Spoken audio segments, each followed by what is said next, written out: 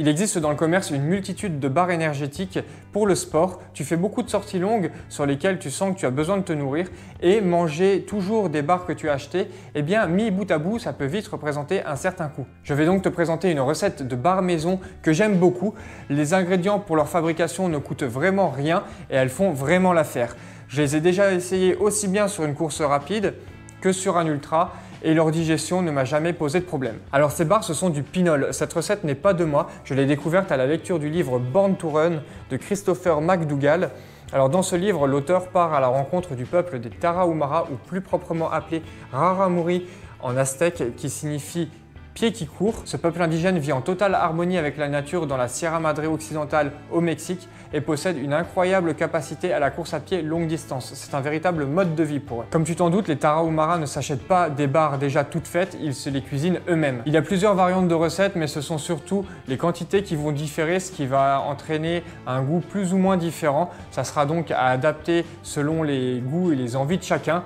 Je ne suis pas allé demander à un Tarahumara la recette exacte, je pense qu'eux-mêmes se les cuisinent un peu au gré de leurs envies, donc ça sera à toi d'ajuster les différentes quantités pour obtenir la version que tu préfères. Ici dans cette vidéo, je vais te donner la recette avec les quantités que moi j'utilise, celles que je préfère, ok? Alors pour ce faire, tu vas avoir besoin de 60 ml d'eau, 2 cuillères à soupe de farine de maïs, 50 g de semoule de maïs, 3 cuillères à café de graines de chia, 30 g de raisins secs, 4 cuillères à café de miel ainsi que 2 cuillères à café de cannelle. Tout d'abord, tu vas mettre les raisins secs avec les graines de chia et tu vas y ajouter les 60 ml d'eau afin de laisser les raisins s'en imbiber et les graines de chia gonfler au contact de l'eau. En attendant, tu vas mélanger la farine de maïs avec la semoule de maïs dans une poêle et tu vas mettre tout ça sur le feu. Et je parie que c'est la première fois que tu vas faire cuire de la farine dans une poêle. Moi, c'était la première recette en tout cas.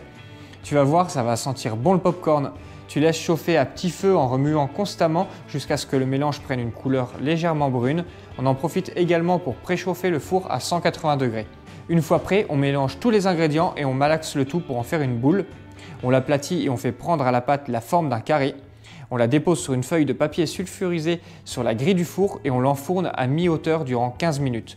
On vérifie de temps en temps que ça ne crame pas et si la cuisson est finie, on peut sortir notre pinole du four. On découpe tout de suite des barres pour que ce soit plus simple à transporter et à manger, puis on laisse refroidir.